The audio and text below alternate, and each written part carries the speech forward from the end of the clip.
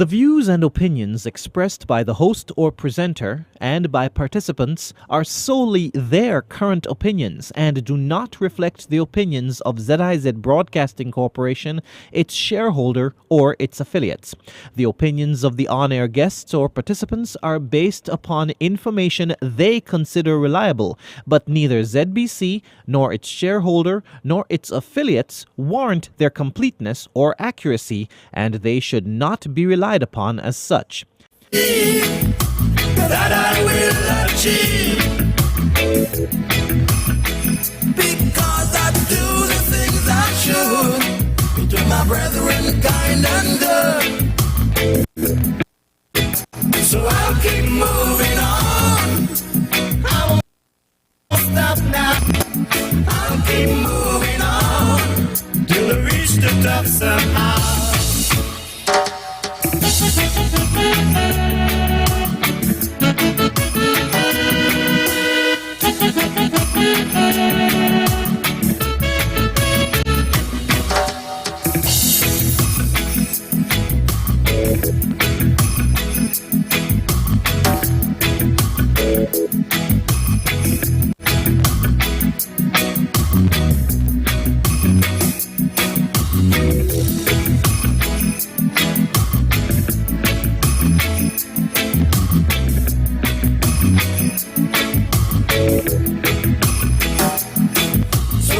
My mind can see that I will achieve, because I do the things I should, to my brethren kind and good. So I'll keep moving on. I won't stop now. I'll keep moving on to reach the top somehow.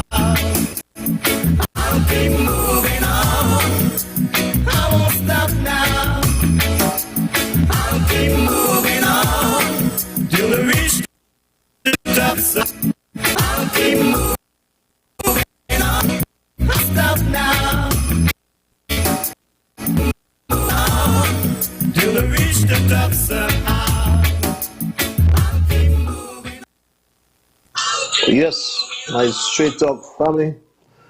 You hear that theme song and you know it's time for another edition of Straight Talk, and time for me to bid you good night, St. Kitts and Nevis and the entire Caribbean region.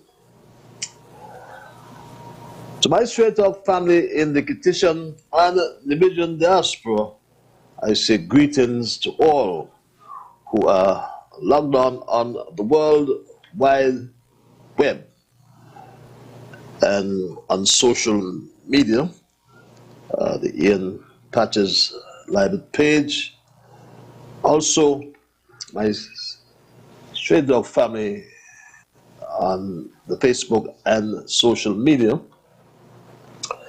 But to those in the diaspora, in Europe, in Asia, in Africa, and all over North America, I can say good night. I'm at liberty to say good afternoon, and I surely can as well say good morning, because one of such greetings will be applicable to the region in which you now find yourselves.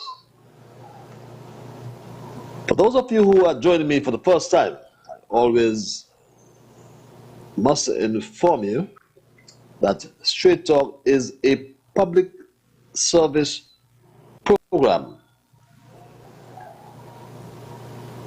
and we address all issues of national interest, be they legal, be they environmental, be they technological, social, economic, and or political issues. On Straight Talk, you do have a forum to express yourselves freely. Let's, my Straight Talk family, in the process, continue to keep St. Kitts and Nevis as one of the freest countries in the entire world. On this program, we also tried to raise the level of national consciousness.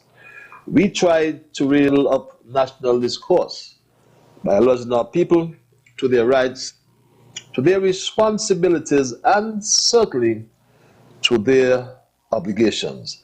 My name is Ian Patches Liburd, and I give Almighty God thanks for blessing me with yet another opportunity to join you in conversation on yet another occasion. And for the first timers, again, let me inform you that Straight Talk is a participative program. That I mean, we include your calls, we include your emails, and if you're so minded to call, the numbers are 465-2555, that's a local number, and 718-577-2916. That's in particular for those in the diaspora. It's an overseas number as well. And our Straight Talk, on our email, beg your pardon, ZIZ straight talk at gmail.com. That's one word, ZIZ straight talk at gmail.com. And my Straight Talk family, then you're connected. I got some very sad news from St. Kitts today about the passing of Bonza. We know him as Bonza. I think his right name is Kenneth Percival. I was happy that last time I was there in St. Kitts, we sat just across from Jasmine's bar, or it's Jasmine and Boy Blues bar, and we had a chat and reconciled some different we had, and we intended to the next I see him, but that surely is not going to be. So I want to extend condolences to his entire family in the passing of Bonza.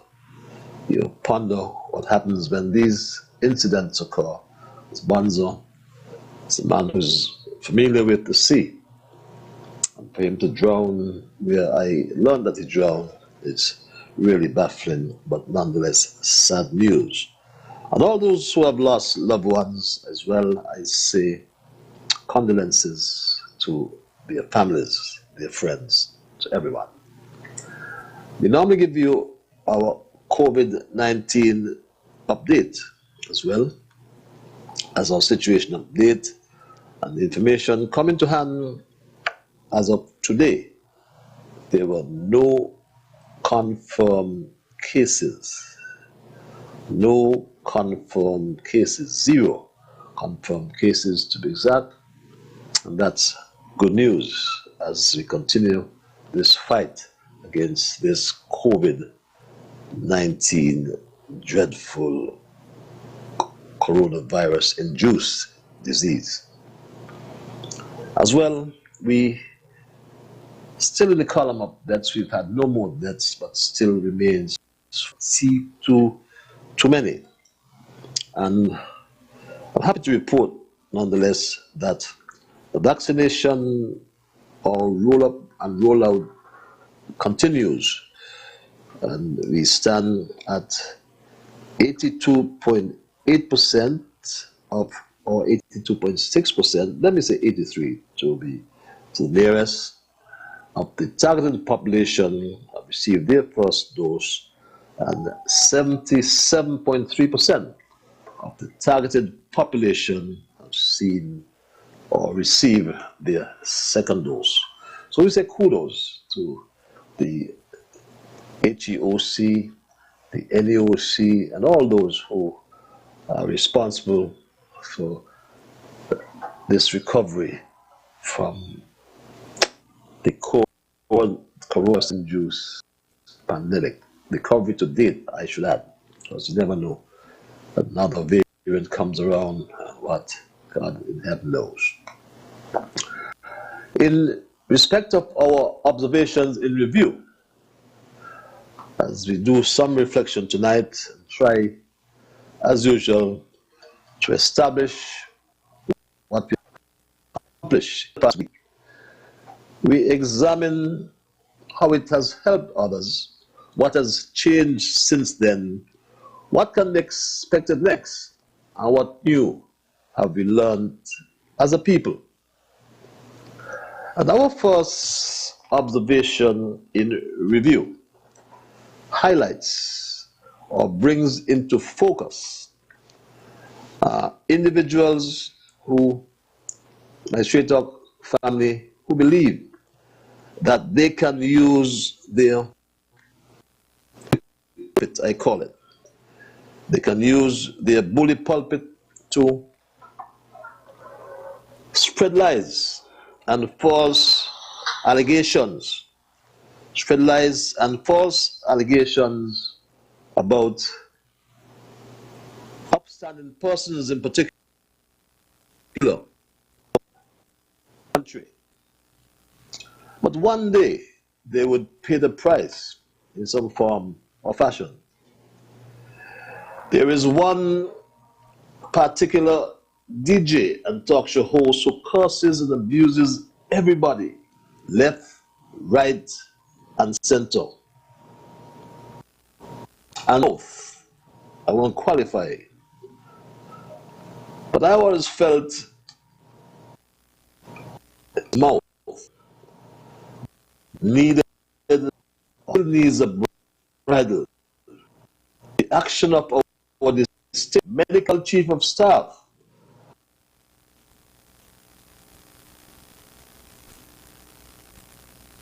Dr. Condolences and Nevis would be in dire straits. I learned about the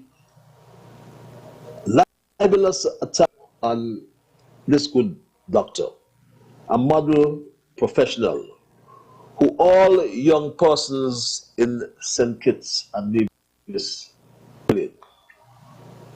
born in humble circumstances,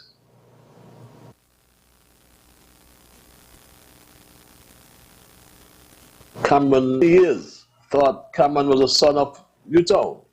I thought he was a Newtown man, as we say, because I remember him running up and down Cartier and Roxborough Street, but got to learn that was during the periods when he spent time with his father Woody. Now Woody was one of the best carpenter joiners. The elders in our community would remember him. One of the best St. Kitts produced. And I gather he wanted Cameron to follow in his footsteps. But much to the disgust of his father, that was not to be. Cameron nonetheless inherited his father's skills of cutting. And I say that gladly. As he has become today one of the best surgeons, perhaps in the region and certainly beyond. Since graduating with a Bachelor of Medicine and Bachelor of Science in 1989, he moved to Barbados at the Queen Elizabeth Hospital, where he won prizes for the outstanding student in surgery and in medicine and physics. He was then accepted to the general surgery program at Harlem Hospital right here in New York, where he completed a 5-year surgical residency program back in 1995, winning the program director's prize for the most outstanding chief resident. Dr. Wilkinson, or Cameron as I and we know him, obtained many more accolades for outstanding service to the greater Harlem community in New York, and had much more academic achievements before returning home to St. Kitts to work in 1997, 25 years ago. He didn't have to return to St. Kitts. But Wilkinson has therefore been a practicing surgeon for all these years. And over that period, correct me if I'm wrong, he has been, or rather still is, the chief surgeon and medical chief of staff at the Joseph N. France General Hospital for all those years. In September 2020, Dr. Cameron Wilkinson was also among 14 other citizens who were recognized for their sterling contribution to nation building during a ceremony held at the National Heroes Park in observance of National Heroes Day on Wednesday, September 16, and was the recipient of the Companion of the Star of Merit for a national service in a crisis. Well rewarded, I must say, my straight-up family. So who on earth would try to malign a son of the soil like Cameron? He's not involved in politics, that I know. He's worked with all parties. He's been in office since 1997, which means he worked under Labour. Now he's working under Team Unity. But a young with a loud mouth has been served and given notice of a lawsuit that has been filed against him regarding untrue and grossly defamatory statements that was made against this well-known, well-respected, a consummate professional and physician in the Federation of St. Kitts and Nevis. The sources and reliable ones that come through straight up indicated that the lawsuit is in reference to the comments, or these comments, that this loudmouth guy made. Dr. Wilkinson, are you seeing unvaccinated patients? I am getting mixed messages on this, and I would like to hear it from the horse's mouth.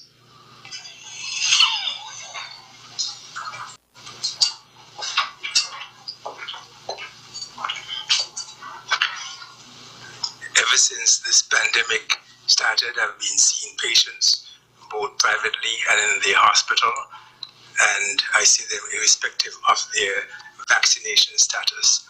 However, what I do every single time I have the opportunity to have a one-on-one session with a person, I ask them about the vaccination status, and if they are unvaccinated, I try to find out why they're not and try and engage them and try to encourage them to go vaccinated. I cannot sit by idly and see people die unnecessarily.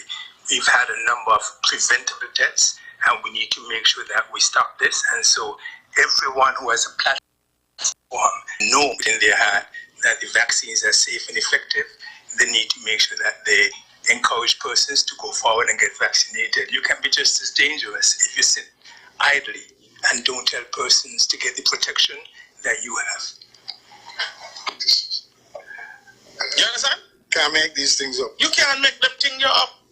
And when you talk and you try to have an opinion, oh, you're an anti-vaxxer, and they shut you down, conspiracy theories, and you will kill people. Me, I kill people.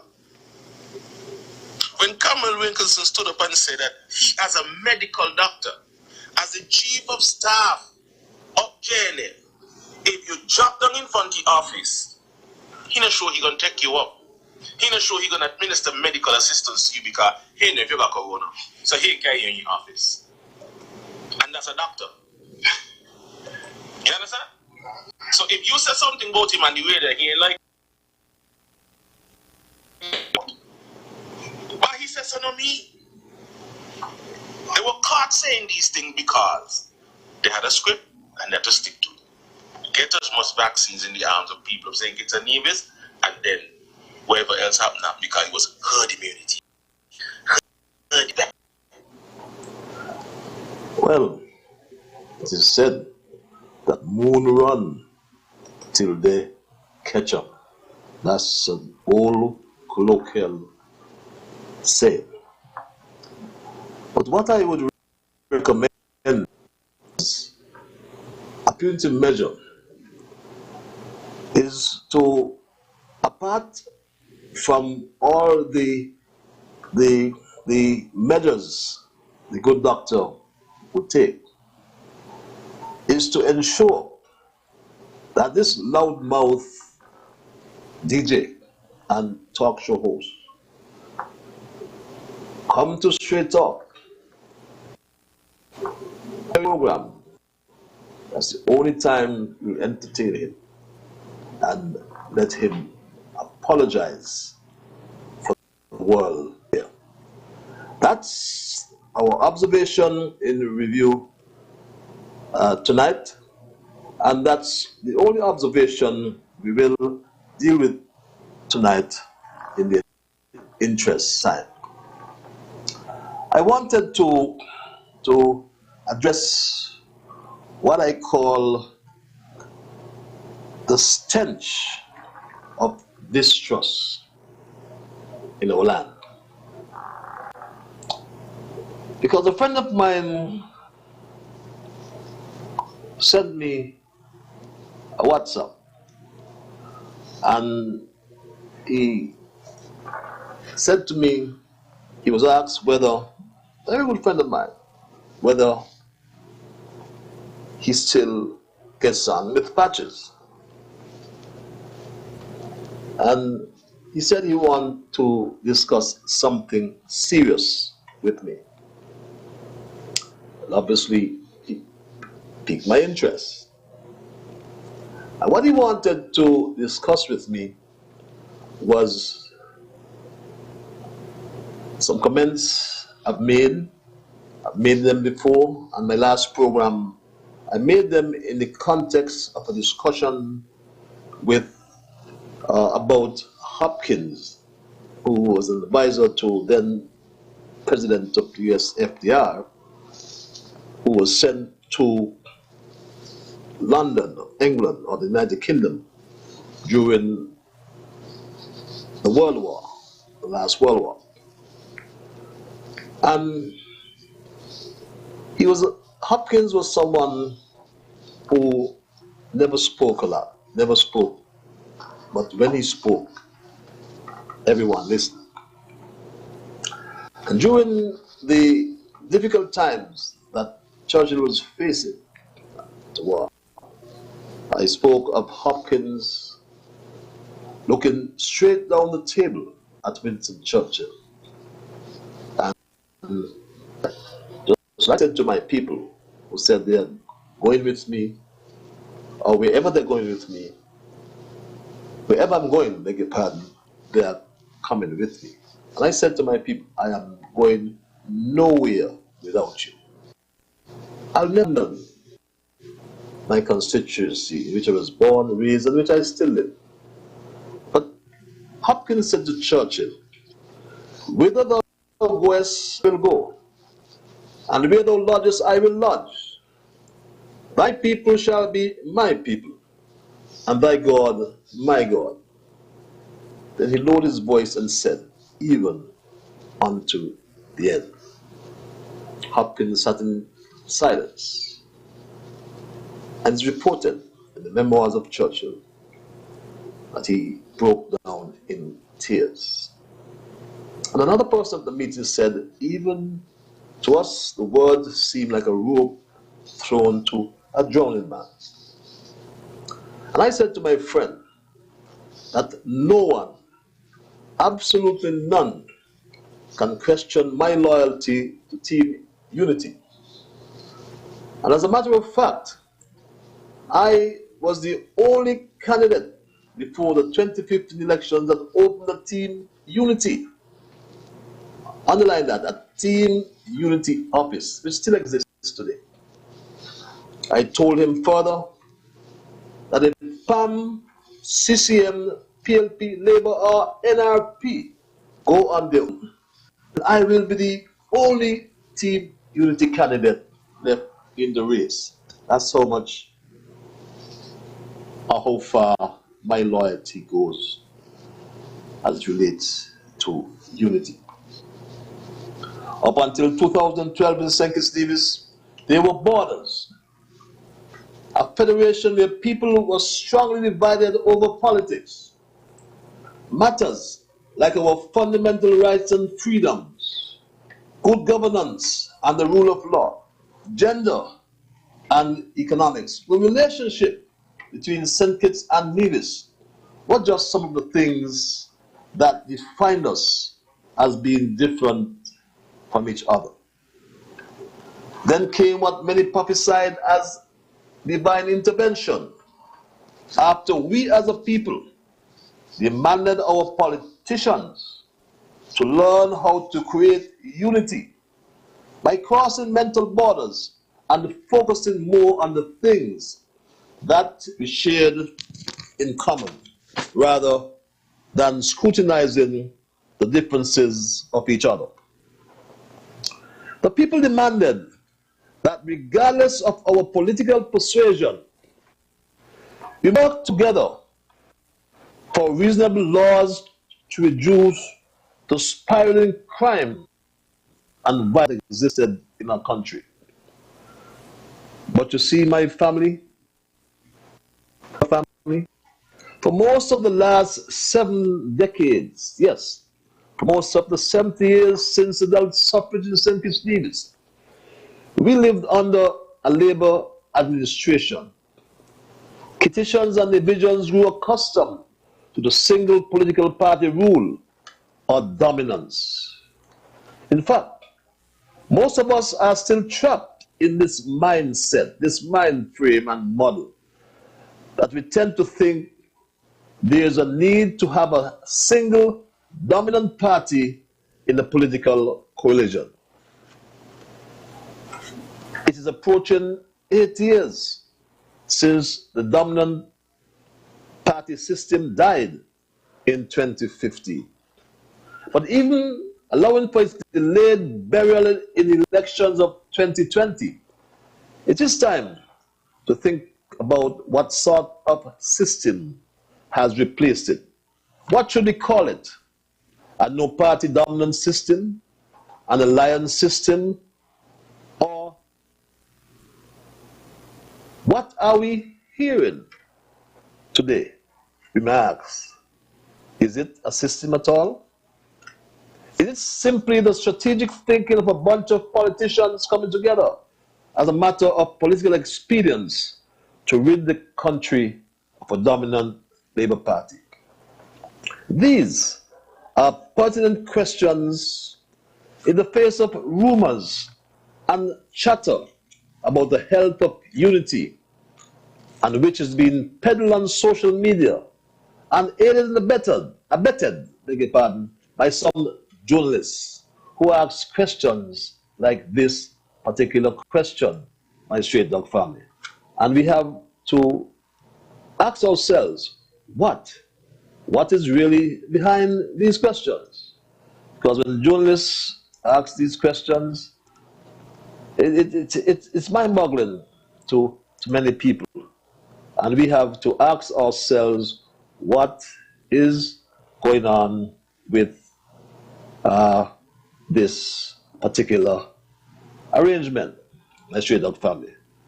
When this question could be asked, you have to ask yourself what is going on. To attend. So I hope I've answered your questions. I got that wrong, my straight dog family. I'll get back to that as soon as possible. But let's try to find that soundbite. But they ask questions nonetheless. That is the point I am trying to make. And questions about the Charleston Accord. for example. But I will deal specifically with the Charleston Accord in a subsequent program. But it is important that the concept of unity in St. Kitts Nevis came from the people and not from the politician.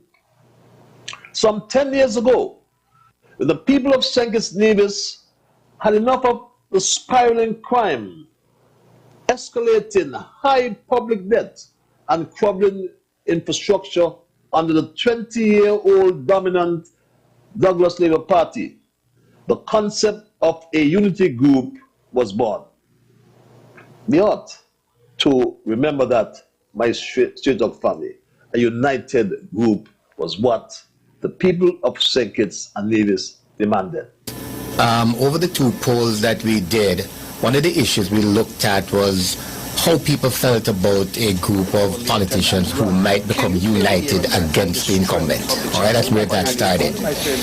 What was clear from the outset was that there was a notion that unity was important to contest an election against the incumbent.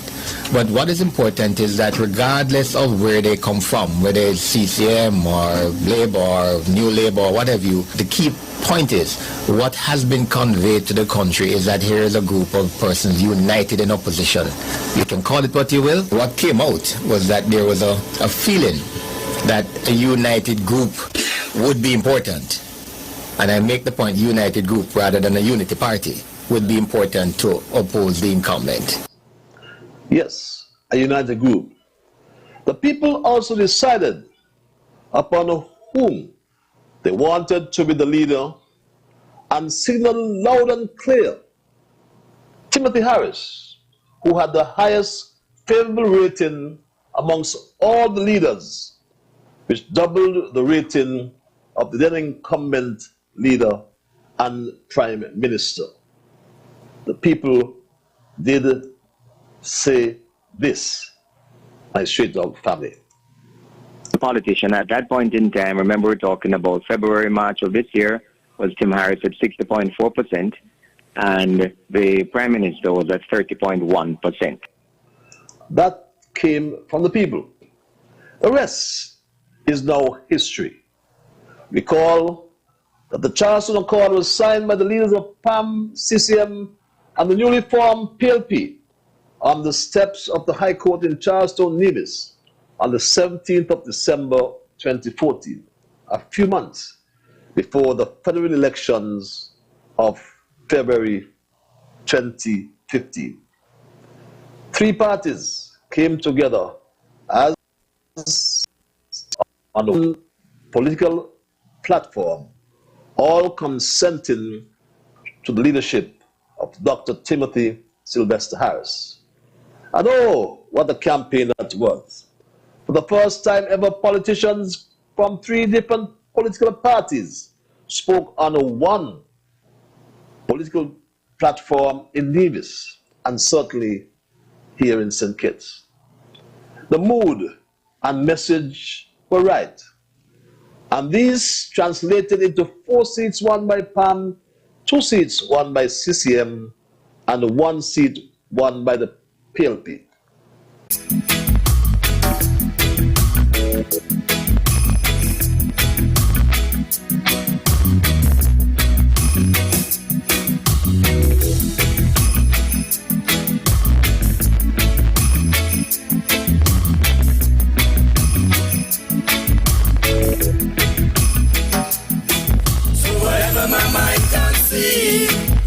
That I will achieve,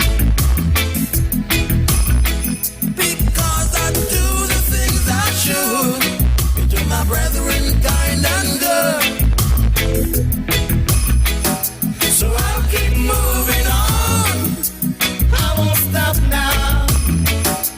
I'll keep moving on till I reach the top somehow.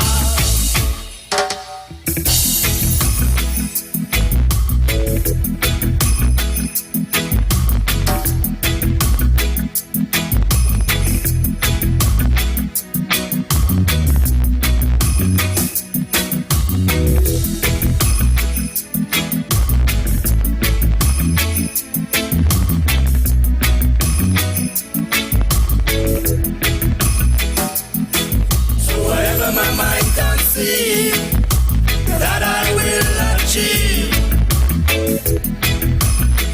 Because I do the things I should, to my brethren kind and good. So I'll keep moving on, I won't stop now. I'll keep moving on, till I reach the top somehow.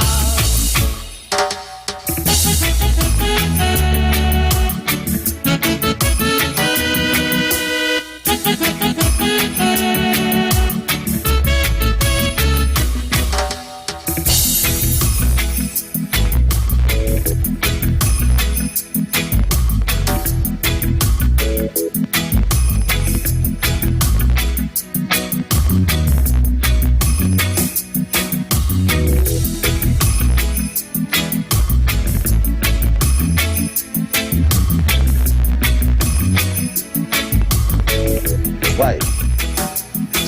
So whatever my mind conceive. In the studio of Radio ZXZ time, it's now 16 minutes on to the hour of 9 o'clock, and we must apologize for that break in our programming. Mr. Liburd, he has dropped out, and we are waiting for him to make the reconnection, and then we will continue with our program. Once again, we do apologize for this break in our programming. Keep moving on, to reach the top somehow. I'll keep moving on, I won't stop now. I'll keep moving on, till I reach the top somehow. I'll keep moving on, I won't stop now. I'll keep moving on, till I reach the top somehow. I'll keep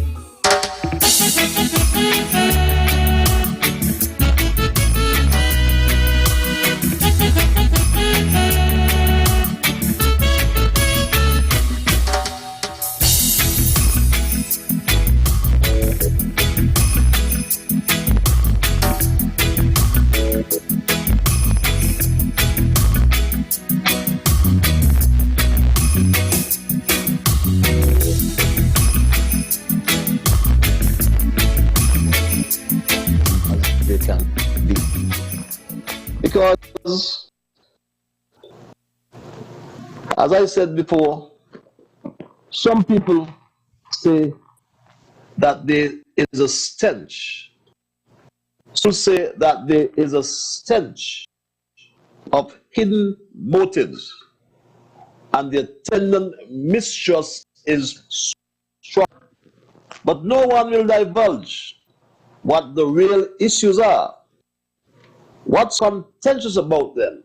However, it is plain to me that there is a power play of some kind that is occurring. One leader is saying that the party he leads is the dominating one in the coalition, and another one saying that the accord that brought team unity together is not working. Then what answers are being provided about the future of unity according to who of these three leaders?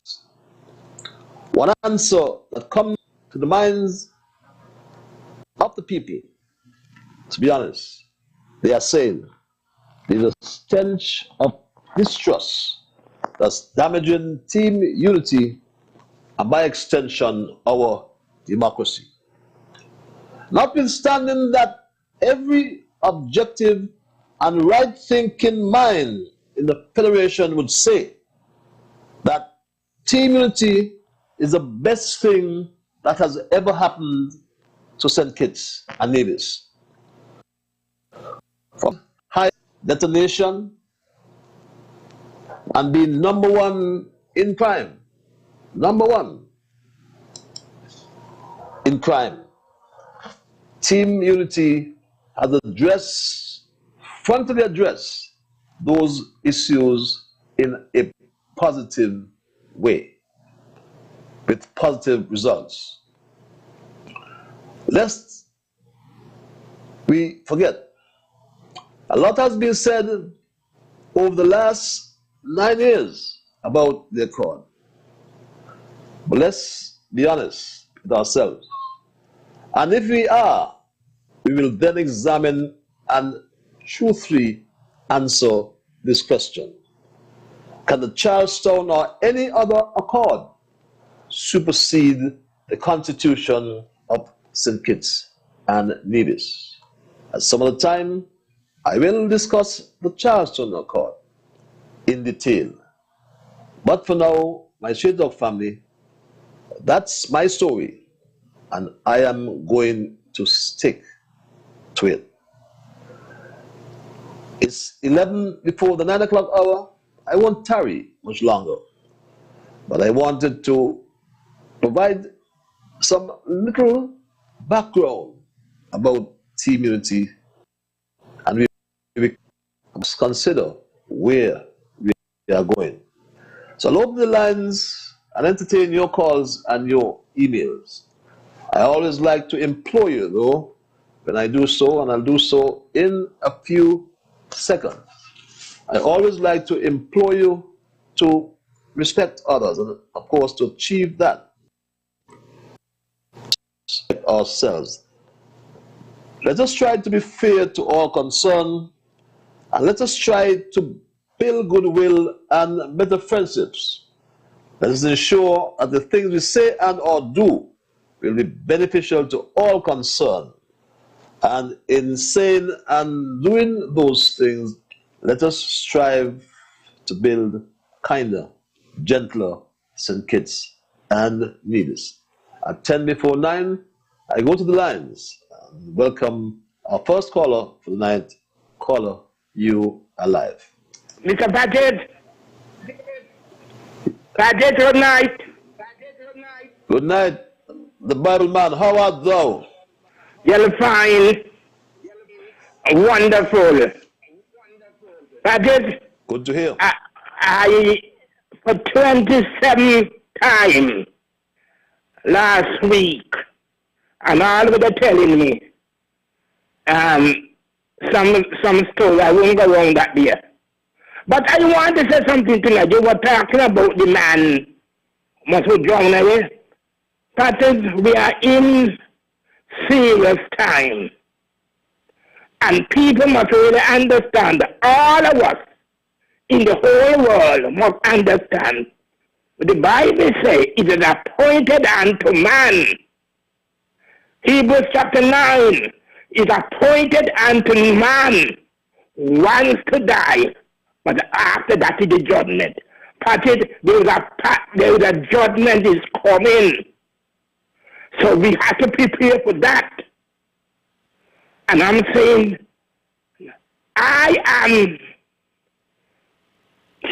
preparing myself because, Patrick, it's going to be an everlasting punishment and it's going to be an everlasting life. And when you stand up in front of God, and you tell me, depart from me, I know you're not, you can't go for no lawyer and no judge. And then in 1 Peter chapter 4, you can read the whole passage of scripture. It's in one passage, it says, if the righteous could scarcely be saved, where shall the ungodly and the sinner shall appear?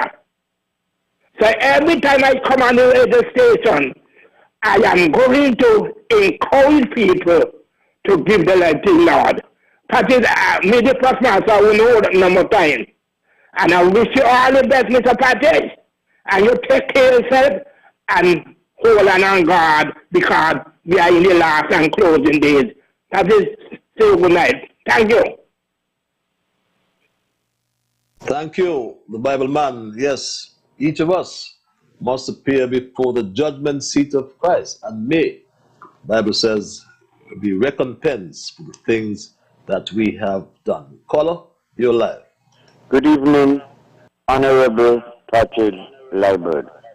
I join with you tonight. Good night, my brother. You're passing my sympathy for the young man who drowned the other day.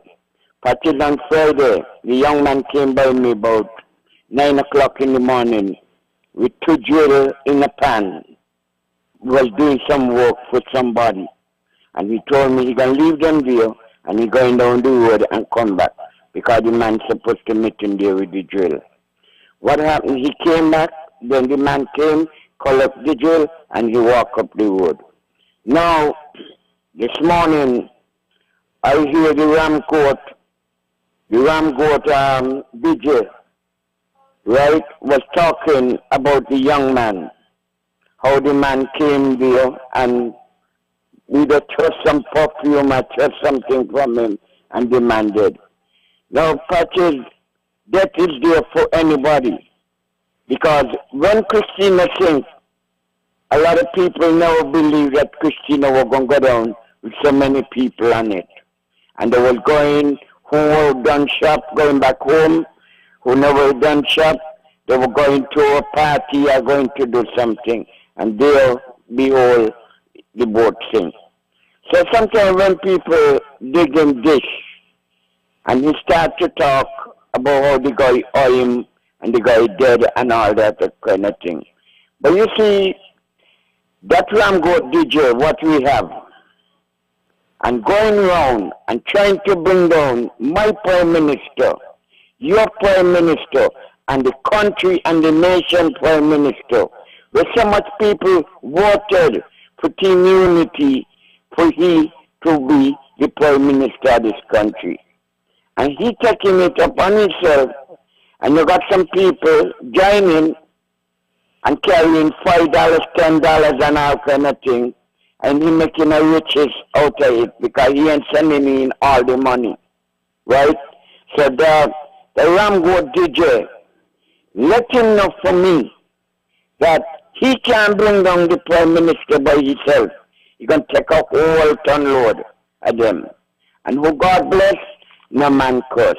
It's the best thing ever happened to St. Kitts when he became Prime Minister. And the handwriting is there to show you. Everything he has done to help, neither labor alone, neither PAM alone, neither PLP alone, neither CCM alone, neither NRP alone. He helped everybody. And people must not be ungrateful. If they can return back the money, what he was given to help the campaign, he should do that. God bless you, Patrick. Good night to my Prime Minister, and he's not going nowhere. God is looking over him and the country. Thank you very much for the opportunity. Thank you, my dear brother. When the people ask for a united group, the people also ask for a particular leader. Should the people have a say in leadership? Should we go back to the people about the leadership as well? Caller, you're live. Patrick, good night. Good night, sir. And good night to the Federation of St. Kitts and Nevis and those in the diaspora. And second, I want to thank God for life. Thank God for Team Unity. Thank God for the Federation of St. Kitts and Nevis. And thank God for a loving, caring Prime Minister who looked down to the foot of the ordinary man. I think he start from bottom, come up, when you get there. But some of them, put them, they start from the head, so they don't like it. Our Prime Minister, that's how he start from the bottom, come up. Because what he has done to Sugar Local, we won't get the money back. The $16 million back. When Mr. Politics worked so hard in sugar industry, almost moved the hand. I don't get nothing. I think this guy starts from the bottom, come up. The $500 for who working on the $3,000 a month.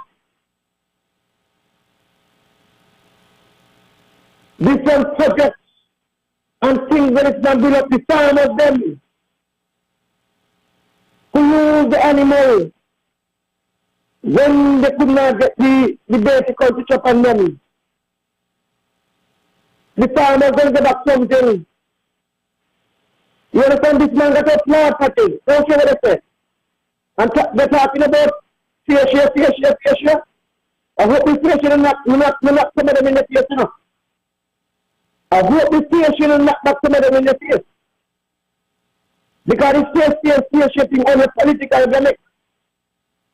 Because all them people there and different administration, Nevis was getting next to nothing.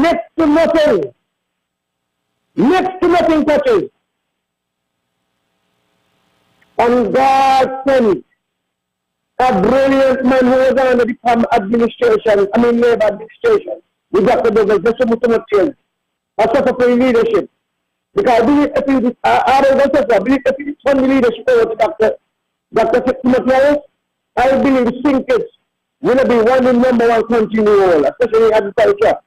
Because that man got a brilliant idea for agriculture in this country. You understand? And the financial saving of the SIDF program and all these things. So, we don't know that we talk about facial. But the facial on a political gimmick. All of the walking matches, and the Mr. Bucknut man, Lara Bucknut, and all of them, try to cause everything. But I want to call on Sean Richard, the leader of the People's Action Movement. And all of them do not be ungrateful. Because I have video ungrateful in this person which God. You understand? That they have to save this country with unity. And they're working good. Because look at the pandemic, budget. Look at the pandemic. Look at it. Okay, my brother. That is what I want to tell it, the God, which is the rest of the Nevis. Yes, sir. I will get back again. Thank you very much for your intervention, Mr. Politics. Always welcome on Straight Talk. I do apologize for what seemed to be a little quality problem. Let's go back to lines. Call you live. Good evening, Dr. Ian Patrick Liburd. How are you? Good evening, my brother. Okay, glad to hear you, man. Glad to hear you're alive. I am alive too. Remember what I told you some years ago when you had difficulty with the radio stations and everybody tried to stop you.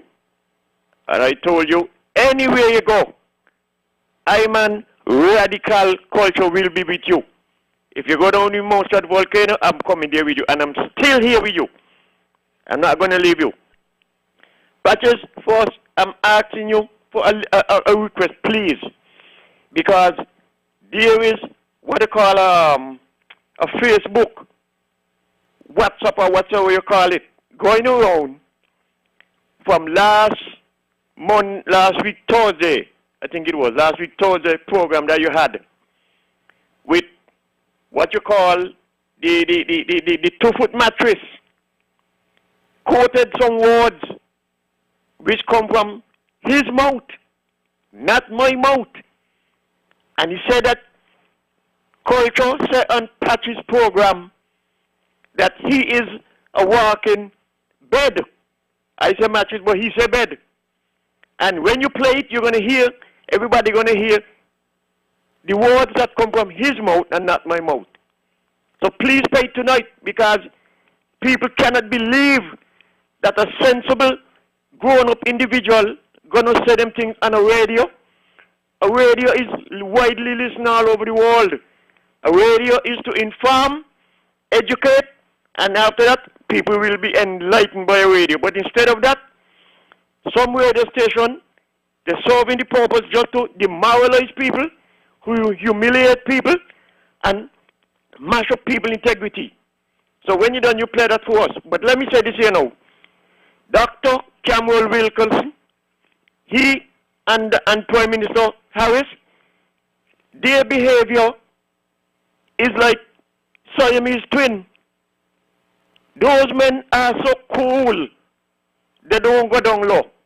When those on the abusing station start to abuse, when they go down low, they go up high.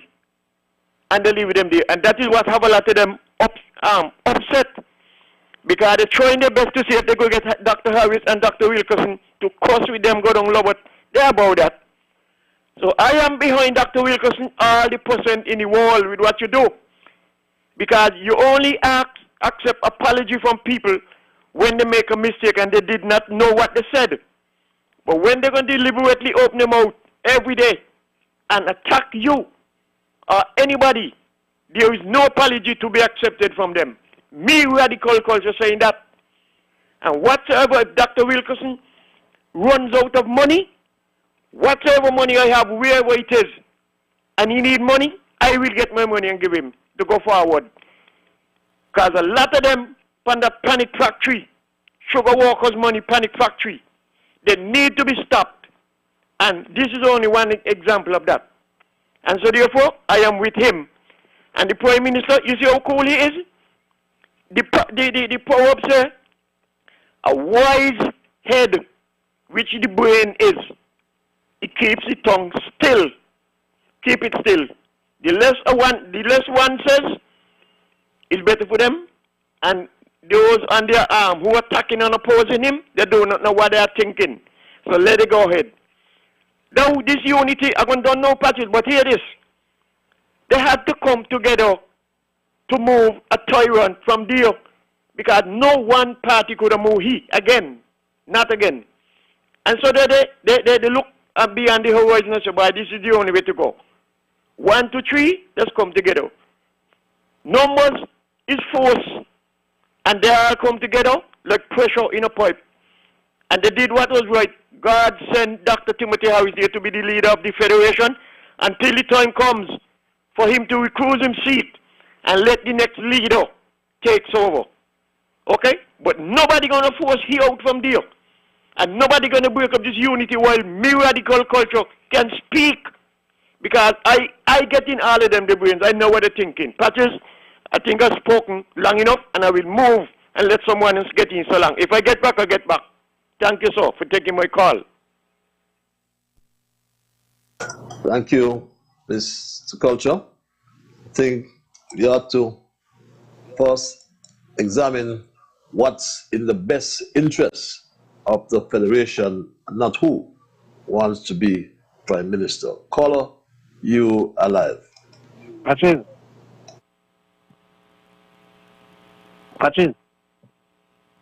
Yeah, yes, I want to you're ask you a live. question. Who you backing? You backing Am, or you backing Timothy? That's one question. The next question is, right, he got Allah said 2 terms and done. So if you're rallying for Timothy, who doing so good for 2 terms, to me it's all like you're rallying for him for next term, which in I said 2 terms and done. So answer them 2 questions there for me, please.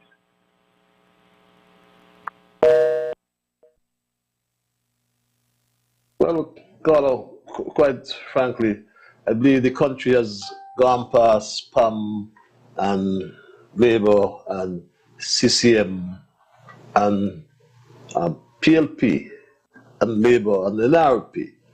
The country cried out for a united group, right?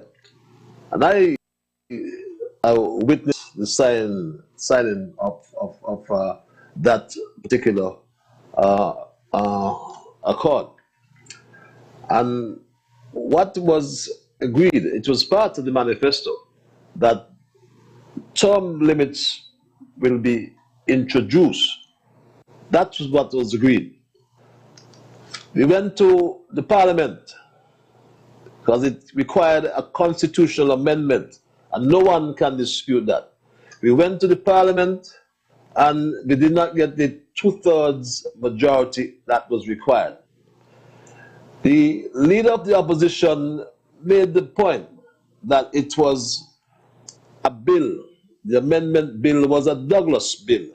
It had nothing to do with Douglas. He fooled and hoodwinked people, because once a bill was pass, even though Douglas would have served nigh 4 terms, nigh 20 years, he could still have gone back and served 2 more terms, because no bill can be made retroactive, none, right?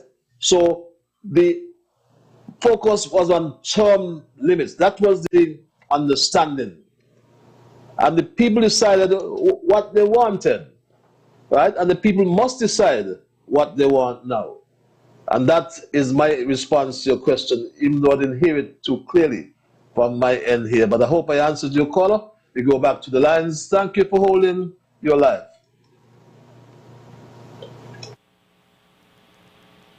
Yes, caller? Call you live.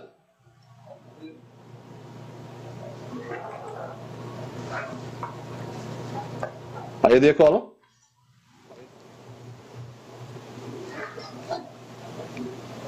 Yeah, how are you? Hello. Good night. Good night, my dear. Good night. How are you? How are you? I am peaceful. Yourself? How was your weekend? Good? Oh, restful. Restful. Yes.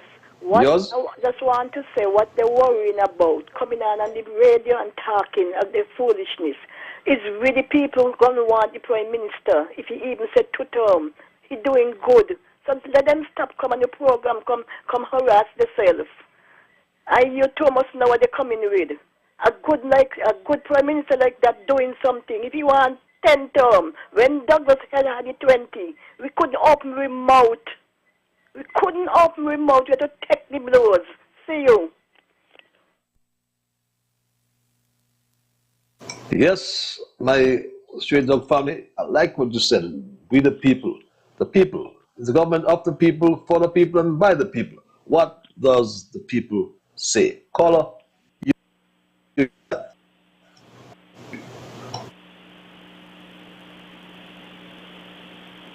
Yes, caller? Okay, good night, Patches, man. How are you? I am peaceful. Yourself? Yeah, pretty good, pretty good. Yeah, that caller, man, that had them 2 questions for you. You know, I believe it's a legitimate questions, man, but I know some people don't really want to hear those questions, you know, put forth, but, you know, the people don't really have to know how. If the Prime Minister is going to seek a 3rd term, I believe the people have to be educated, and they need to know how they're going to go around that if they want to, you know, elect him back in there for a 3rd term. Should that go to the people as a referendum or what? Because he undoubtedly does not have the majority of the seats right now. Does that mean he's going to have to go and run in all districts and try to capture some more seats? Because obviously, if he doesn't come out with the majority of seats, he's going to be at a disadvantage. So, you know, you could shed some light to the public and, you know, like give us some insight, man. That's all we're trying to find out, because if the people are going to decide this, you're going to have to be a referendum or something like that. He cannot take prime ministership with a minority. That's my input, and I just want to get I want to get your feedback, per se. All right? Thanks, man. You know, I'm afraid the caller, you know, I'm really not hearing these calls quite clearly, and I would like to answer the questions. So I won't hazard a chance of answering at the wrong question. I really do apologize, but if I got the sense you're making, right, it has nothing to do with seats, right? As happened in the first elections contested by the Unity Group, or the United Group, as it was called. It was decided, and the people, there was a poll, there was a survey of all the leaders, and Tim Harris came out on top. And the members of all the parties agreed, as the people agreed with what, I should say, the people needed. They needed a leader. And so the point is, what is in the best interests of the country? Not in the best interests of any particular party. What's in the best interests of the country? We have just come out, or we haven't even come out, I should say, of COVID, a COVID-19 pandemic, something we have never seen in 100 years. We handled the debt, the crime. What is in the best interest of the country? Not a party or not an individual. Let's go back to the lines, caller. I trust from what I heard, I tried to answer the question, but I'm not hearing those calls clearly. Caller, you're live. Patrice, good night, Patrice. They nearly make the little money run out on my phone today. Patrice, good night. Miss Alice said it. I didn't hear the Prime Minister say he want a third term. It's the people say so. Okay? They said they had the 2 first doses and it was good and they want a refill. They want a third one. It's not PM Harris say so. If you're the DJ and you go to play for a dance for an hour and you're overdone and you perform very well, and the people say they want more, you got to give the people what the people want. So if not, the Prime Minister said it. Okay? And you have a blessed night. And listening in, I don't call in, I'll be listening, but you know it is right now. So good to go. They said they want Harris again. The 2 doses work well, and they want a third refill. Bye, Patsy. Good night. Okay, that's the way of advancing that. I understand you well, but in a nutshell, as you're saying, is what the people want. It's about the people. The people's interest, the country's interest is what's most important. Caller, you're live. Yes, caller?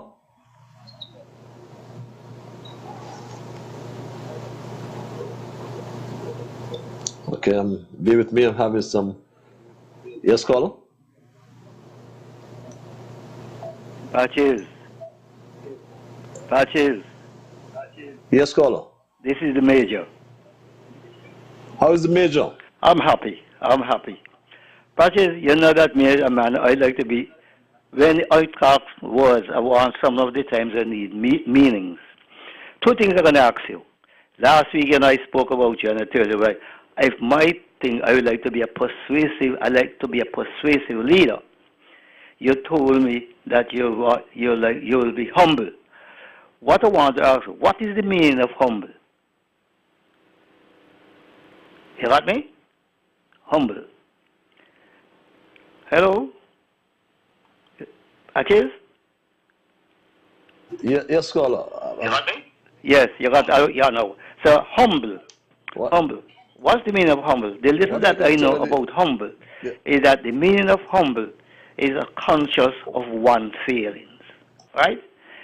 Maybe you could clarify me, but the little that they learn it in school, to be humble, you have to be conscious of one feeling. Then the other one that I want to say to you, and then you could answer me. I always hear people speak about 2 words, and I always keep it in my head. And one is adjusting and adapting. So what I am saying to you, when you adjust and you adapt, when reality settles, you may begin to experience some battling changes in relationship. Answer me on these 2 questions. You got me? Yeah, you have me? Are you there, caller? I'm having some difficulties, but the Major seemed to have been discussing humility and persuasiveness. He is a persuasive leader. I recall that discussion on the last program. I did say that I'm humble. And yes, but I can also add that I am very assertive, because I am a stickler for correctness, and I've got myself in trouble because of that assertivity or assertiveness, whichever is the right word. But I remain humble because the humble shall be exalted, according to the Bible. Caller, you're live.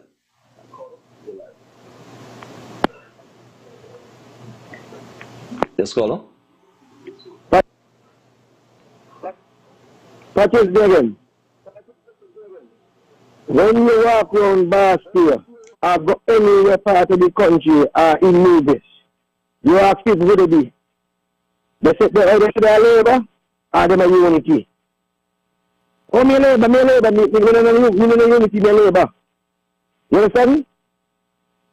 So the people that take the culture of the unity and come to you, and I said already part of your program too.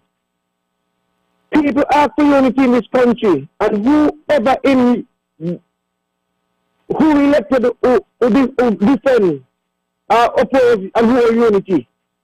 Well, if they want unity, we know where we're going. That is, we know where we're going if they want unity. Because I think this is the best ever for the country.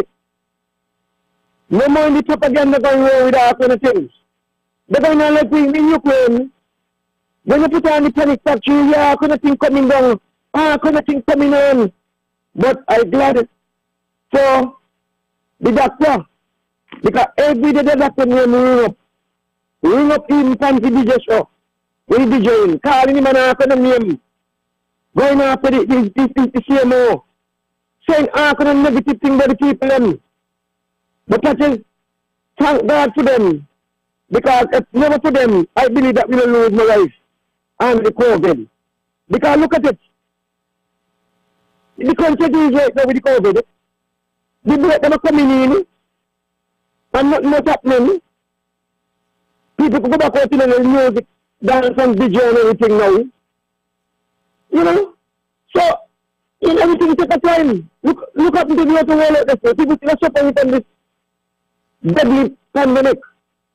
And we guys so good. And people want to twisting and twisting and do all kind of things. When the CMO and the task force are doing the best to combat this crime, this deadly COVID, who are destroying the plague in the world, we control it better. We control it better than many.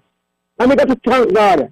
Thank God that is for what the CMO and the government and whatever the protocol they put in place. To keep all people safe, thank God for that. The big DJ where are you going? You know God. Then they want to bring down the country because they believe and whatever. But this country must go with a unity. And if we end up with a unity, we go somewhere else. That is only on the point because really having some difficulties comprehending some of the things that have been said. And I do apologize if I'm not connecting clearly with you, my callers.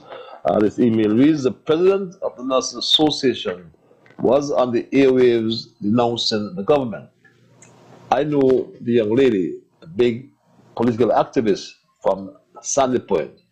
All she was doing on the radio was campaigning for Labour. And I'm amazed that in recent times, civil servants can openly appear on radio and lambast government with impunity. Time to take a stand, my government, with these political activists. Reads that email. Let's go back to the lines at 9:22. Caller, you are live. Hello? Yes, caller? Patrick? Yes, you're live. Hello? Yes, sir. Patrick? Yes, you're live. Andrew? Yes, sir. Red cap? Yes, Andrew. How are you, Patrick? Andrew? Oh, I'm good, you know. I'm good. I had better days, but I'm good, actually. Patrick, I'm a painter by profession, as you know. I'm a red cap also, right? You know me from the airport because you were the CEO way back. And Patrick, I applied for my work to be done. Nothing. I apply, I do all the forms to go at NHC. Nothing. Everything I do is like somebody is just sabotaging me, actually. It doesn't matter what. As I go through the right procedure, and it's nothing, actually. You know, I realized, actually, with politicians, all politicians, really, to me, seems like they're the same, and it's been proven. But I think that when we go in the house, actually, before we go in the house, we need to let them know what we're looking for. Is because when they go in the house, actually, and we don't vote for them, they just do as they please, actually. We should not accept that. We should tell them what we want. Because I understand the Constitution explains that, we got the power in our hand. But sometimes because of politics, we just sit back and we just accept anything. And it's been going on for a lot of years. We just accept what they give us. You should not be like that, Patches. Now, I know this. I talked to you last week about the situation with the stipend, what they would have been giving to the college people. Actually, that's the parents who would have can afford to really be with the children at the Fitzroy in college. And you say would get back to me. But any more than that, let me ask you before I continue. Andrew, I must apologize. I didn't. That was Thursday night? I didn't remember. That was Thursday night, I think, yes. Yes, forgive me. I'll have an answer for you on coming Thursday, because I was in cabinet when that decision was taken. But I'll get some information. I want to give you accurate information. Because really we're looking forward to getting that. But I understand that, we're only human and that things happen. I'm sorry. But that is, we, as the electorate who really going out and vote, we need to ask for more and not accept what they give us, because you can't tell me that you give a man a job and you can't tell him how to do the job. And I realize a lot of our politicians is just sitting back and they're doing the job how they want to do it and not how we want it done. But it was the one who hired them, and we could fire them.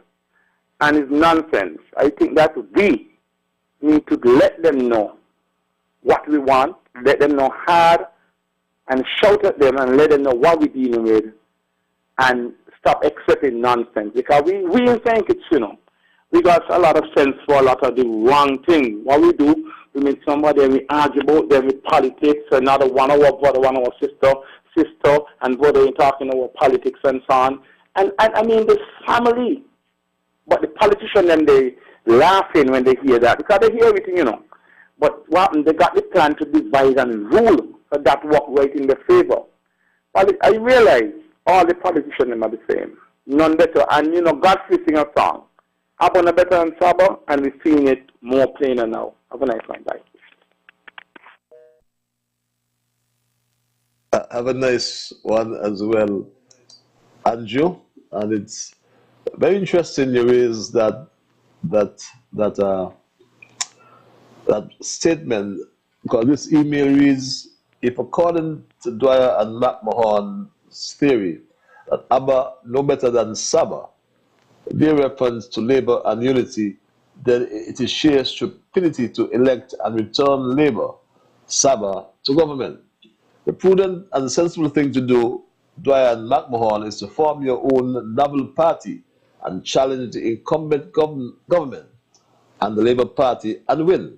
Then you both, Dwyer and McMahon, would have all the answers to the ills of the Federation and will run a perfect Senkits and Nevis. I'm ready to vote for them, Patches reads that email. So it's interesting how minds think alike. That's the emailer, and you've said the same thing. Caller, you're live. Thank you for holding. Yes, caller.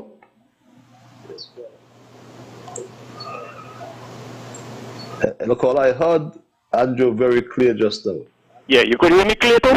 I hope I'll hear you. Yeah, you could hear me clear? Yes, caller. Right. Yes. I'm saying that you are really missing from this unity government, because in history, in the Federation of St. Kitts Nevis, so many things get done under any one political dominant party. Never. I mean, look the amount of things you did when you were in here, for the short 5 years. All around the country, I hear the Prime Minister play back a tape there from a lady in St. Paul's. She said she does pray three times a day for him, but she only could pray 2 times because she don't pray when she eating she lunch. I mean, the Prime Minister went all in St. Paul's, right in the Honorable Dr. Denzel Douglas yard, in the backyard.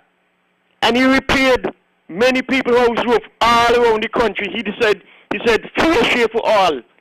He didn't say, well, only Unity people roof can get thing. Look at Downline Keel, one of the most critic on the platform radio. His house was the first one in that area. His roof fixed. Yes, there are a lot of people trying to sabotage in any way they can. Because if somebody has an application in there to get the roof fixed, and the person meet the requirements that they're asking for, I don't see the reason why they shouldn't fix that person's roof. So a lot of people, like I was saying, a lot of square pegs in round hole.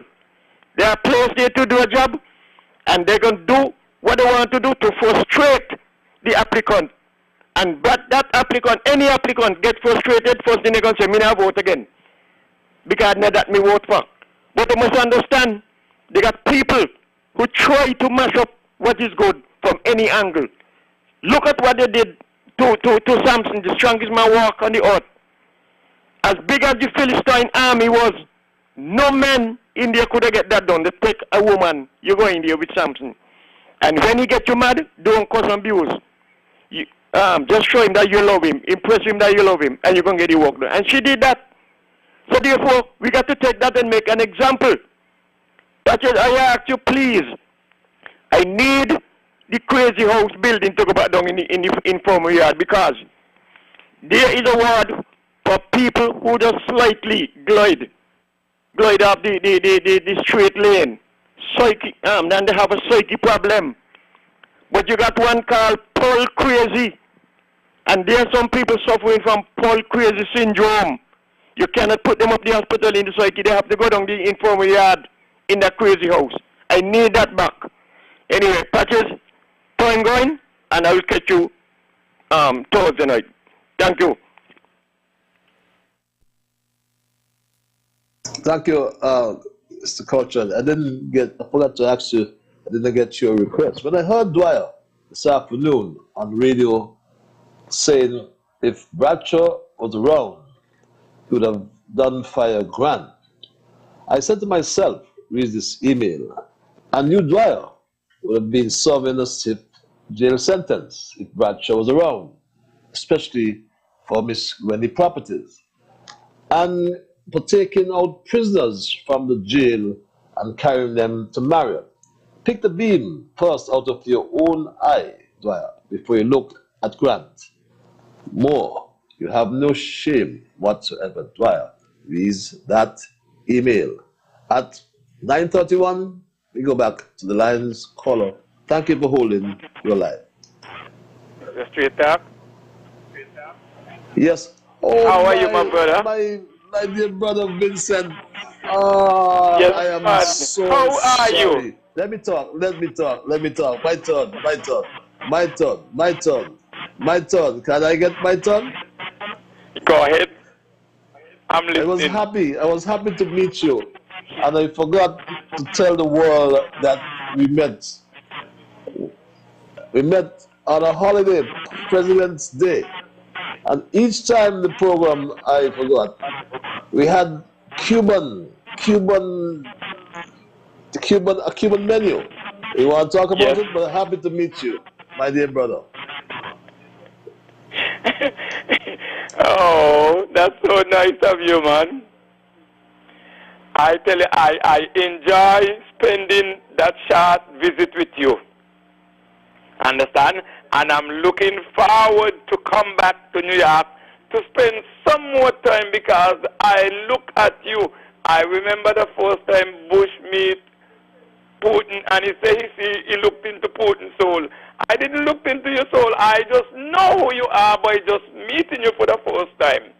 So I want to give God thanks, because I always want to meet you, and he let it come true. So whoever that had the doings of me meeting you, I just want to give God thanks for them. He say, in everything, give thanks. Mr. Straight Talk, I just want you to take care of yourself. I'm not going to be on the talking nothing more. I just want to give God thanks for you. So until we meet again, I'll see you when I see you. Thank you for everything. And that dinner, oh, I enjoy myself. All right? Be good, and I'll see you when I see you. Yes, my Take brother. care. Yes. Yes, my dear brother. See you when I see you. And thank you for that Chinese gift. I won't tell you what I got in that Chinese envelope, but it was great meeting my straight talk family. It was President's Day, a holiday. So he says he's coming to St. Kitts because it's a holiday in his part of in Pennsylvania. I said, but it's a holiday in New York. But we had a good time, albeit as short as it was, because he went to the Bronx, he told me, came to Manhattan, and we had a ball, as short as it was. And I forgot to mention it to my straight dog family. I'm glad you called, but I really enjoyed it. Let's go back to the lines. Our caller, you are live. Thank you for holding. Yes, caller? Hello, caller? My beloved African brother, how are you?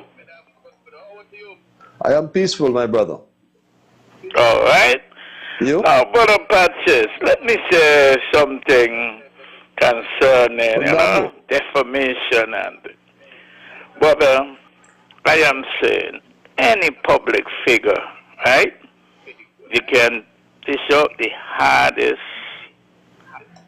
critic, being a critic of that person. But when you draw the line, you don't go over that line and defame people, beloved. Right? Anytime you defame anyone, whether a public figure, people who call talk shows, and any political supporters of any organization or any movement, that's where you pass, man. You pass your place, and you must be put before the court, beloved. If you don't want to take it back and say, listen, man, are you sorry? Are you apologize?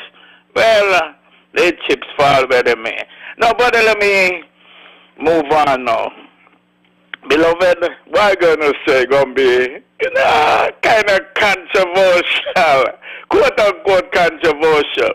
But it's 14% that is VAT, right? At the moment, and certain goods.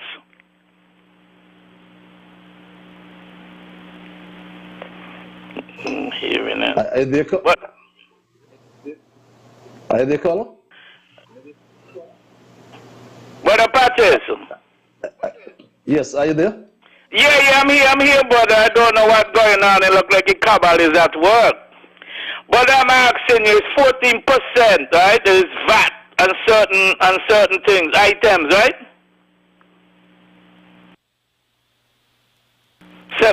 17? No, it didn't move down. Brother Patches. I'm having some difficulty hearing this call. I'm really nabo. I do apologize for that. Can you hear me? Yeah, hearing you, brother. Okay, go ahead again. Yeah, I was asking you. I know that used to be 17, and then when the Community Administration came in, correct me if I'm wrong, they moved certain items to 14%. Wrong or right? I'm really not hearing your question, quite frankly. I do apologize. Are you saying that VAT has moved down?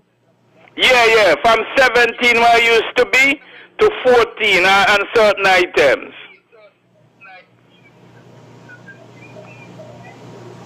I'm really not understanding the question. But if I follow what you when say, the Community Administration took over, right, governance in 2015, the VAT was what, 17%? That is 70%, yes. Yeah, and then on certain things, then they took it down to 14, correct? No, we remove that from certain items. From certain items, yeah, that's what I'm saying. Okay, yes. let me move on. No, brother, what should be done, right? I would like to see the reintroduction of personal income tax. Let me repeat that. I would like to see the reintroduction of personal income tax. Anyone who making over, I will say, $100,000 personal income tax. And whether all those concessions that is being given to these millionaires and billionaires, these million-dollar businesses, but that should be cut to, cut 80% of those concessions and bring down the VAT, beloved, to at least 12%, because it's financially poor people, brother, that the VAT affects, beloved, because rich people, they don't buy food every day, or buy things every day like how financially poor person buy this and buy that and buy this and buy that. They just sting all their monies.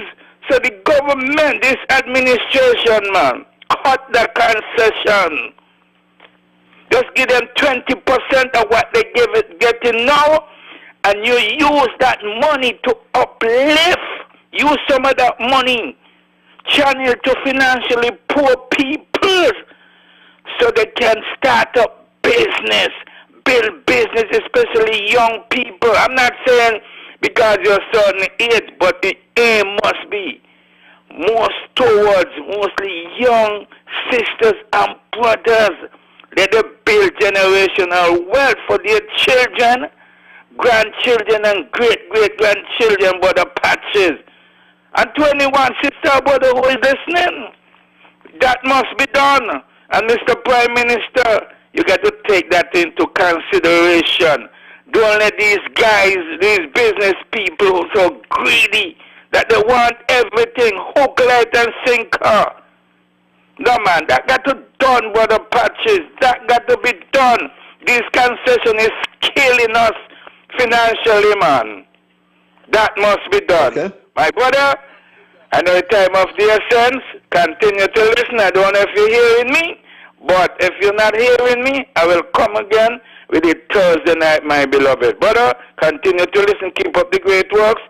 Pan-Africanism our purse. One love, my brother.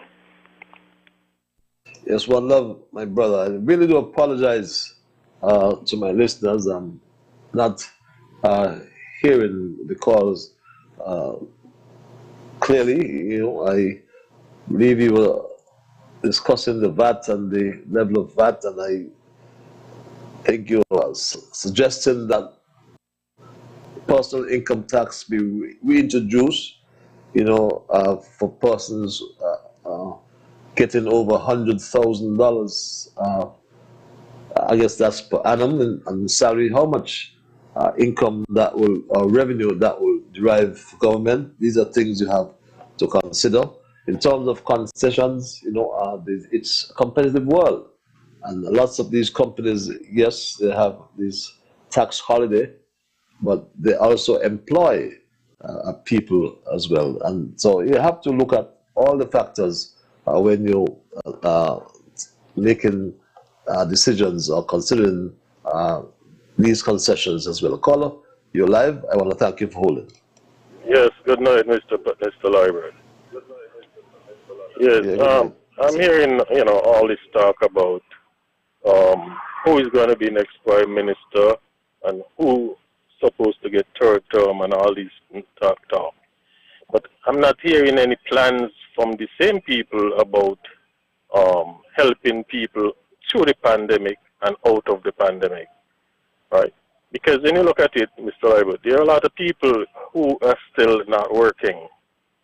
And there are a lot of small businesses that would have gotten shut down and seeking help, to get out of this pandemic and get themselves back on their footing and get started once again, right? You're not hearing anything. You're not hearing these people talking about, these people are talking about terms and who and this and who and that, saying anything about that. Nothing is being put in place. Everybody's concerned about who is going to be next prime minister?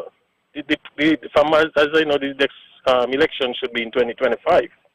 He could call before, but we know that is when the time it is due in 2025. So my question to these people, when you are just concentrating on all yourself about who is going to be next prime minister and who's going to get third term and all this kind of thing, who you all expect to vote for you all? The same poor people that you all are ignoring now? Or the election is just going to be between these people who want to become prime minister and who want to get third term? That's my question to these people. You could call before, but we know that is when Yes. the time is due. Yes, my dear brother, I take your point, and it boils down to the question, what's in the best national interest? It's not about party, it's not about personality, it's about the result that any particular leader can get. And the incumbent has really got some positive results. It's hard to dispute that. Should he throw away the best leader? That's for the people. People will answer that question sooner rather than later. Caller, you're live. Yes, caller?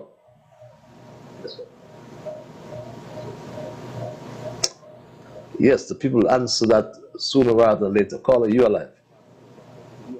Yes, good evening, Aaron Patrick. I listening about the Tom thing, but our labor get back in you who get the Tom thing too, because I will want help. And if we're looking at help, really poor people banging him more for politics, but the rich they ain't banging them more for politics, you know. They sit back and they email and they text and they get all what they want. So when we the poor people up front making noise about politics, them behind sitting back, and we going in front making noise about politics, Labour and Palm and Unity and all them there, and then they're laughing after because they're getting all what they want. So our Labour get back in, where are we?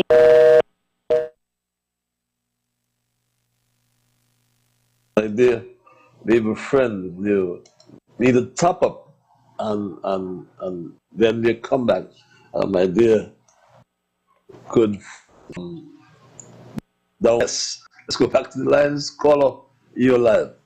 Good night, Honorable. Yeah. The young lady wants Labour to get back in to finish kill us. Okay? Now, Patches, I heard you were saying something about Mr. Bradshaw and the Sandcraft color man down there in Port Zante, right? He never know Mr. Bradshaw. They never had no use for Mr. Bradshaw. They never had no slightest use for Mr. Bradshaw, you know? And you know, I was around the C. Haley's, the Courageous, and the Ascafans for all my life. You know, he never had nothing. When he come in there to office, he only come in to do one term. He do 2 terms. And then want another 3rd term. And then he and the Prime Minister had it out. And the Prime Minister said, look, make up your mind what you're going to do. He went and handpicked a guy and put him 2-1 in his seat. The Prime Minister said, no, you can't do that. So there is where he spent another half term and leave the thing by pushed out by Dougie. You understand me? So when you hear them there talking, you just got to listen them through one mouth because you don't know what tube they're breathing out of. You understand me? They never had no likeness at all for Mr. Bradshaw and none of them. You understand me? They're just opportunists. And I is one who went to Dougie to help put him there. You understand me? Because things were kind of tight at the time. You understand me? And Dougie turned to me and tell me, I Cecil Rock, where you go, I can't go bring him here. I said, man, give the man a chance. Give the man a chance. You understand me? I has done everything for that man.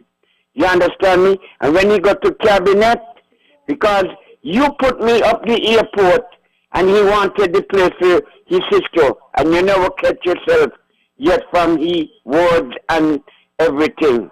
Every time he go cabinet, that's all he talk about it. Rock up the airport doing this, rock up the airport saying that, rock up the airport walking around with gun in his pocket, rock doing this, rock doing that. You understand me? So that only show you how ungrateful they be. You understand? So don't bother with them. When you hear them talk, they're out and they're going to stay out. You understand me? He then prostitute himself off of Douglas, then try to prostitute himself off of Harris. You understand me? But he ain't work for him. And then he gone Antigua, got trouble and Gaskin Brown. And he tell him keep his shit down there. Okay?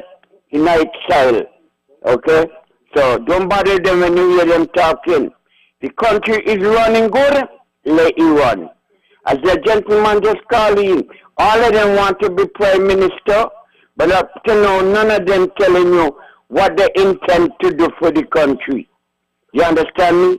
People, water, lights and gas and all kind of thing getting cut off every day, and nobody coming to the poor man rescue. You understand me? And the big man, them who owe millions and thousands of dollars, they still got a current, and nobody harassing them.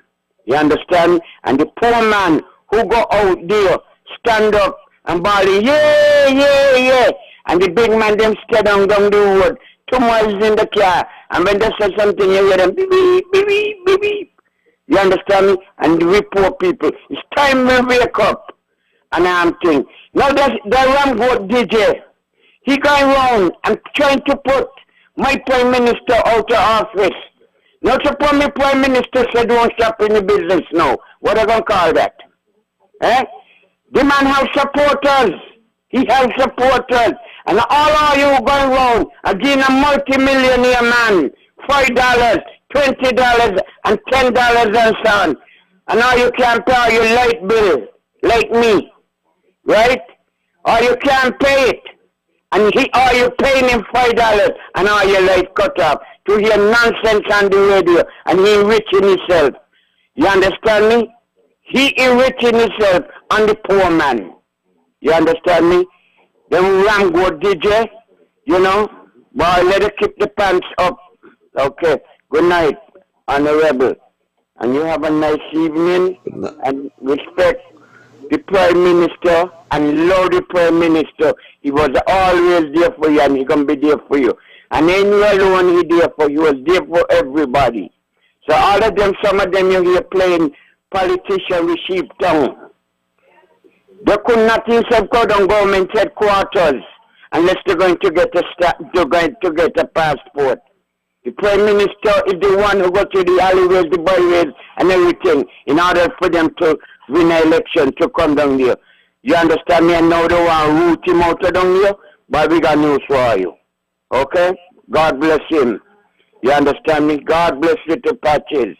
You had the faults, you get to awesome it, and so on. And just keep on the right track because you will be back. God bless yourself. Yes, the people's king. God bless you as well. As we are on the Down in the Side program, it's 8 before 10 o'clock. We go back to the lines and see how many more callers we can get before 10 o'clock. Caller your line. Hi, good evening, everybody out there in Radio Land, and good evening, my friend, Servant Ambassador, Patches Liburd. Good evening, my dear brother. How are you? I am rather enjoying the exchanges, and I'm peaceful myself. You know, you always bring that element out of me by virtue of what you represent. Thanks so much, sincerely, for simply being you. I just want to say that ours is a democracy. Listening to all this talk tonight,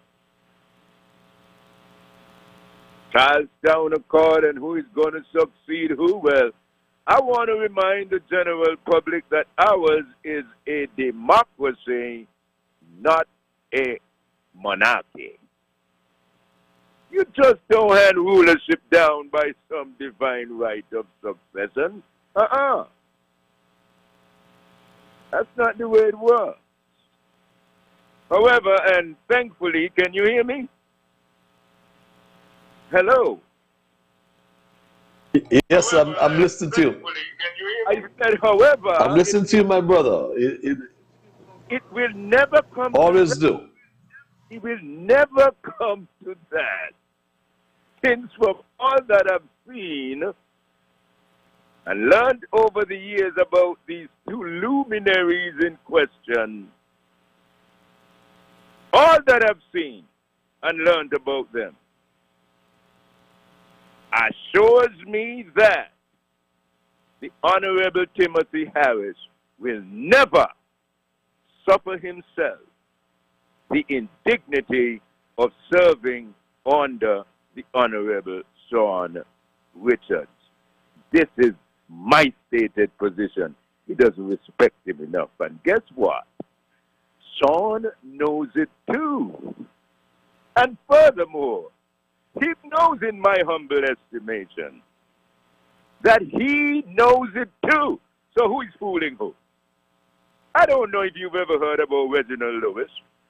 He was the first black billionaire in America. He died in the 80s.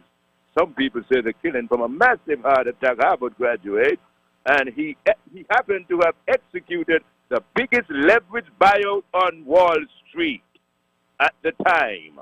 And he had this to say of negotiations. He said, if you are in a room of sharks, and politics is a room full of sharks, you went up there, you got bitten, spat out, and reformed at a higher level. Bob Marley is right, who job bless. No man curse. But Reginald Lewis said that if you're in a room full of sharks negotiating, he says someone is always the sucker. And if you don't know who the sucker is, chances are it's you. His book makes for a satisfying and definitely instructive read. Why should white guys have all of the fun? That's the name of the book. But given these bizarre but totally predictable dynamics within the party, the wise ones would know that the Unity Party is a ticking time bomb that must eventually implode. It's an unhappy marriage, held precariously together by self-interest, one, or mutual self-interest for now. But as we well know, because you started this thing, and I rubbed shoulders with you, thank God for that period of my life, I was never more energized or idealistic.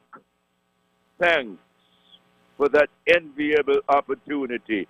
But Team Unity, sadly, is not what it was in the past. And guess what? The rot has gone to the bone, and the diagnosis is clear. Sever the limb. And a clean cut, they say, mends the soonest. They can't even reprimand Grant for publicly disgracing the entire police force by publicly disrespecting and humiliating one of their own. And have we found that $250,000 yet? He must be competing with Dougie. Poof! He said, it disappeared from under a qualified accountant's nose. Have they told us anything? And they won't. And you know this, but guess what? After 7 years, 2024, 2025, will be an exciting time indeed if we are around to see it, because after 7 years, the fresh start has gotten stale, and I can see concrete evidence that the country, Got you, my brother. the country I'm ending is crying out for something new.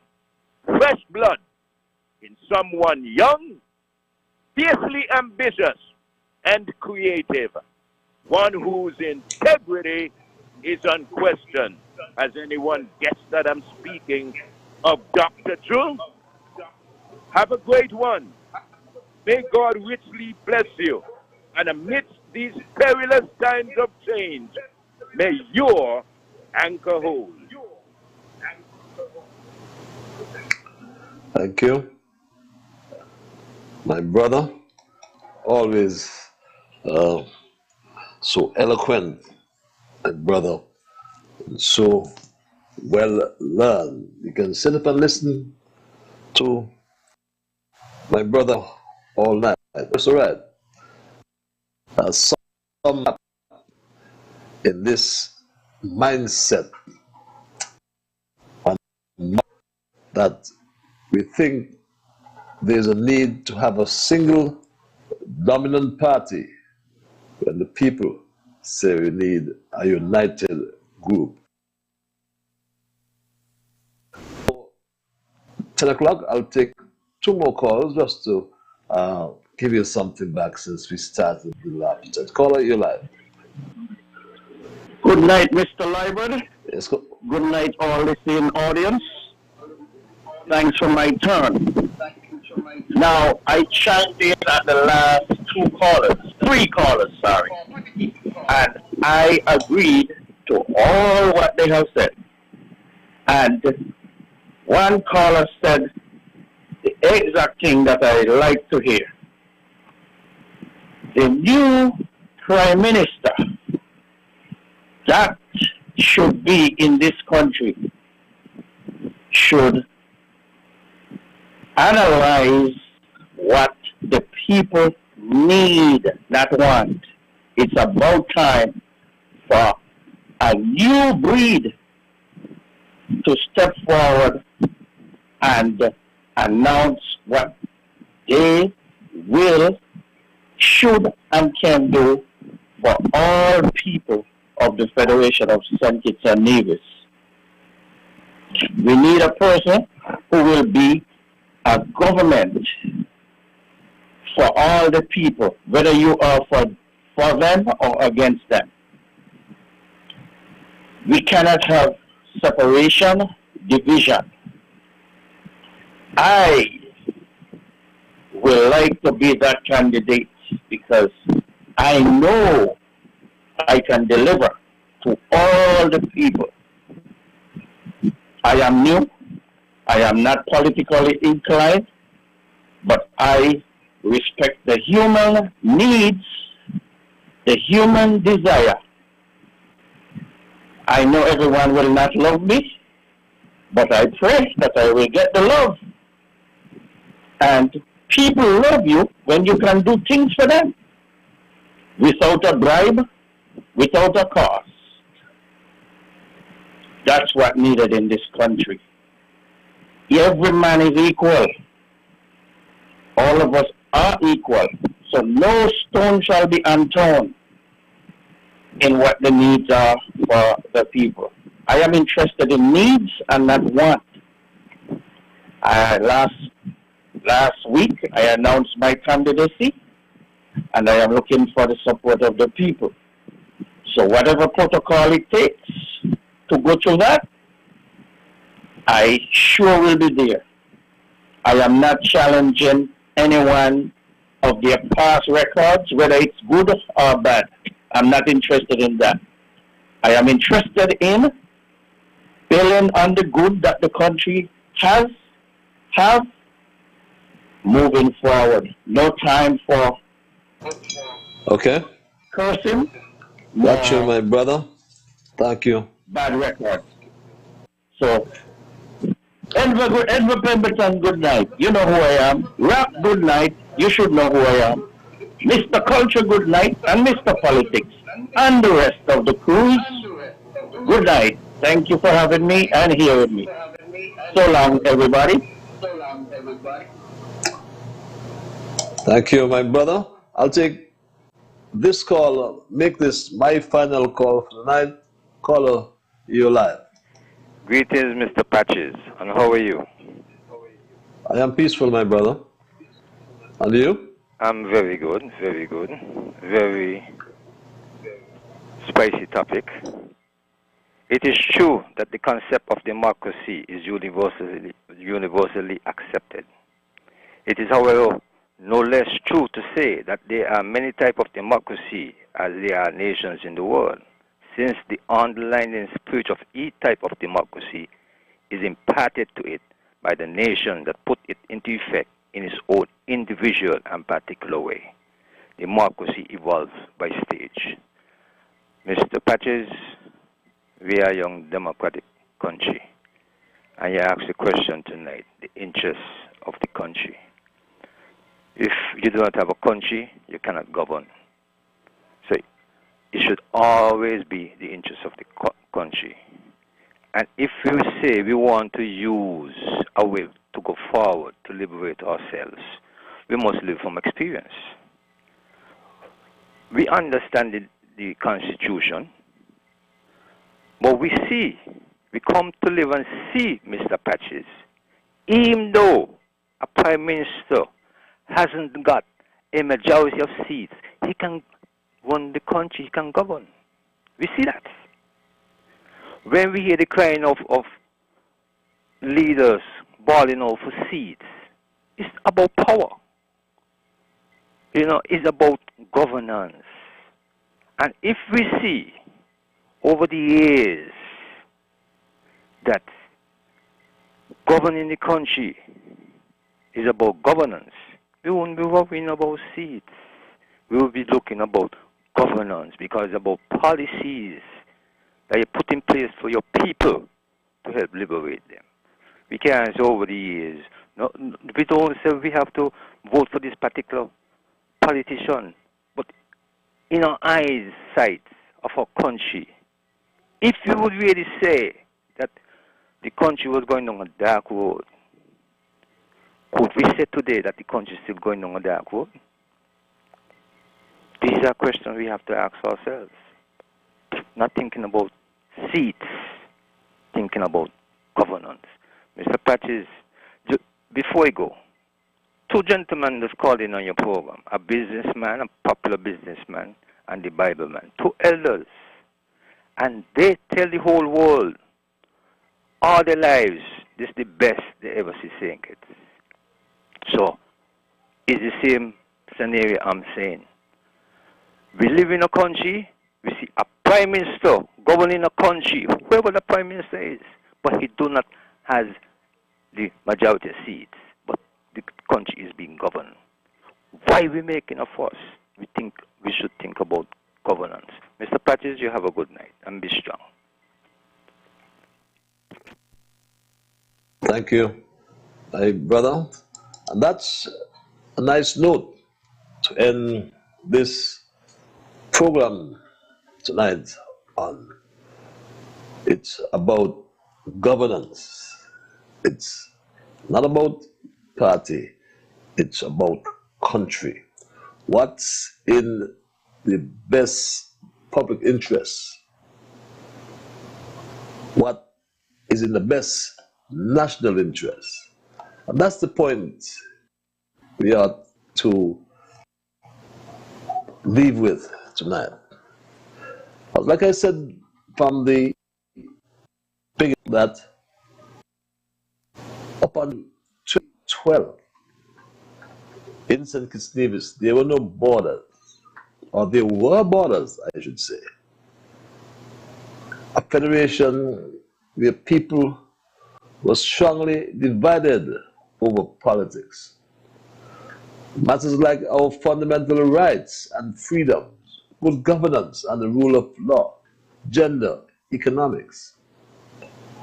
Our parliament was turned into a useless instrument The relationship between St. Kitts and Nevis was another issue. And these were just some of the things that defined us as being different from each other. But then came what many call divine intervention. After we as a people demanded of our politicians to learn how to create unity by crossing mental borders and focusing more on things that we share in common rather than scrutinizing the differences of each other. The people demanded that regardless of our political persuasion, we must work together, find reasonable ways, laws to reduce the spiraling crime and violence. But you see, my Straight Dog family, I'll end and say, as I said before, for most of the 7 decades, 70 years since our adult suffrage in St. Kitts Nevis, we live under one administration, most of the time, years. And we grew accustomed to single political party rule, single political party dominance. And it is, in fact, that most of us seem to be still trapped in this mindset and model that we tend to think there's need to have a single dominant party in a political coalition. No, no, no, no, no. There's no dominance in a coalition. There's no dominant party system. That died in 2015. But even allowing for its delayed burial in the elections of 2020, it's time to think about what sort of system has replaced it. What should we call it? A no-party dominant system? An alliance system? What are we hearing today? You may ask, is it a system? It is simply the strategic thinking, a bunch of politicians coming together as a matter of political expedience to rid the country of a dominant party. No. These are the pertinent questions we need to ask ourselves. What is in the best public interest? What is in the best national interest? It's not about party. It's not about individual. It's about country. That's my story tonight. I am not going to change it. But I thank Almighty God in the process for guiding our conversation tonight, as always. I want to thank you, the many callers, those who just listened. I do apologize for the quality of our calls tonight. I was having some difficulties hearing them. Forgive me. But we will start those issues out sooner rather than later. Those of you on social media, I'm going to be announcing some good things for you shortly as well. We will improve all of this. But remember, also listen on ZIZ Radio, 96.1 FM. All of you are the ones who make Straight Talk, and for that I say a big, big thank you. I want to thank Albert Bradley at the console, those in the back room, Bevin Wilkinson and John J. All of you are the ones who make a big, big thank you. I'm Ian Patches Liburd, and God's will, we will connect on Thursday for another edition of Straight Talk. Until that time, have yourselves what's left of the rest of tonight. Be good to all of whom you meet. And remember, when you wake in the morning, thank God for the morning light. Thank Him for taking you tonight. My Straight Dog family, keep moving on. Bye-bye. Until we connect on Thursday.